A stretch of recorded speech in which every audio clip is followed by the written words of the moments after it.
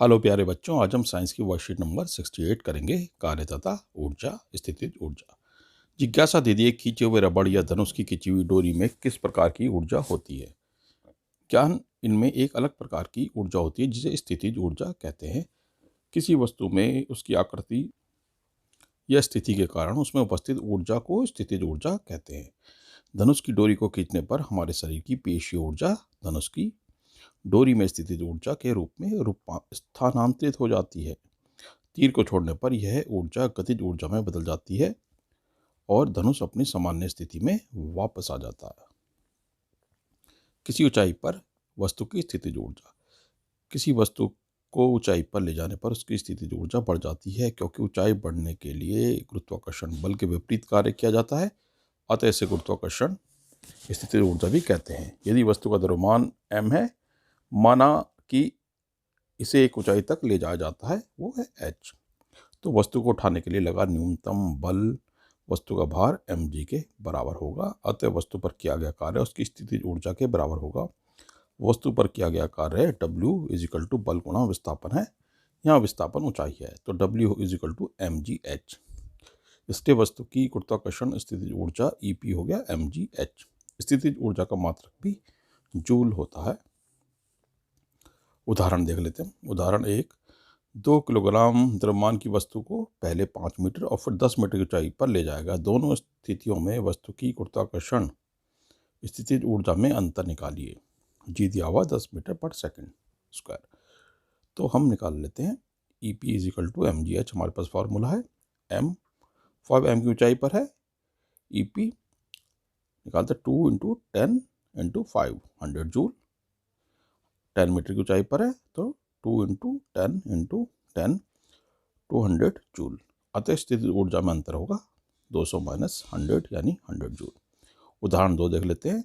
5 metre की ऊंचाई पर रखी 1 किलोग्राम द्रव्यमान की एक वस्तु की स्थितिज ऊर्जा का परिकलन कीजिए। G is equal to 10 metre per second square. यहाँ M है 1 kg, H 5 metre, G 10 metre per second square है। वस्तु की स्थितिज ऊर्जा है EP is equal to mgh 1 into 10 into 5 यानी 50 जूल। किसी वस्तु की स्थितिज ऊर्जा केवल उसकी ऊंचाई पर ही निर्भर करती है, चाहे वह किसी भी पथ से उस ऊंचाई तक पहुंचा हो। आप देख सकते हैं 2 पथ हैं, लेकिन स्थितिज ऊर्जा सेम होगी। नीचे की ओर गिरने वाली वस्तु लगातार त्वरित होती है, क्योंकि इसकी स्थितिज ऊर्जा लगातार गतिज ऊर्जा में बदलती जाती है। नीचे पहुंचने तक वस्तु की पूरी स्थितिज ऊर्जा गतिज ऊर्जा में बदल जाती है, टकराने से पहले तक। इनमें से किसमें, प्रश्न को देख लेते हैं। प्रश्न 1, इनमें से किसमें स्थितिज ऊर्जा है? एक धनुष की तनी हुई डोरी या धनुष से छोड़ा गया तीर। कारण सहित लिखें। आंसर है, एक धनुष की तनी हुई डोरी में स्थितिज ऊर्जा उपस्थित है। धनुष की डोरी को खींचने पर हमारे शरीर की पेशीय ऊर्जा धनुष की डोरी में स्थितिज ऊर्जा के रूप में स्थानांतरित हो जाती है। अतः तनी हुई डोरी में ही स्थितिज ऊर्जा है और छोड़े हुए तीर में गतिज ऊर्जा होगी। प्रश्न 2, H ऊंचाई पर रखी गई वस्तु की स्थितिज ऊर्जा सूत्र की गणना कीजिए। तो आप यहीं से कर सकते हैं कि एक वस्तु का द्रव्यमान m है, माना कि इसे एक ऊंचाई तक ले जाया जाता है h, तो वस्तु को उठाने के लिए लगा न्यूनतम बल वस्तु का भार mg के बराबर होगा। अतः वस्तु पर किया गया कार्य उसकी स्थितिज ऊर्जा के बराबर होगा। वस्तु पर किया गया कार्य होगा W इजिकल टू बल गुणा विस्थापन। यहाँ विस्थापन ऊंचाई है, तो W इजिकल टू mgh हो गया। ठीक है, तो ये हमारे सूत्र की गणना हो गई। यहाँ तक हम इसको लिख सकते हैं। आगे भी लिखना चाहे तो लिख लेंगे। इसलिए वस्तु की गुरुत्वाकर्षण स्थिति ऊर्जा EP इजिकल टू mgh, स्थिति ऊर्जा का मात्रक भी जूल होता है। प्रश्न 3, 5 kg द्रव्यमान के पत्थर को 10 मीटर की ऊंचाई पर रखा गया, उसकी स्थिति ऊर्जा होगी, क्या होगी? G दिया हुआ है 10 मीटर पर सेकंड।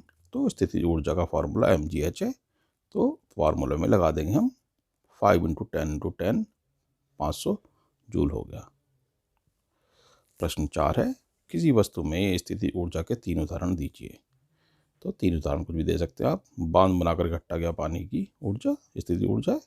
घड़ी की चाबी में संचित ऊर्जा, जो घड़ी चाबी लगाते थे घड़ी में, और तनी हुई स्प्रिंग की ऊर्जा। ठीक है, और ऊपर तो है ही है जो था धनुष को खींचना, ऊपर जो एग्जाम्पल दिया हुआ है।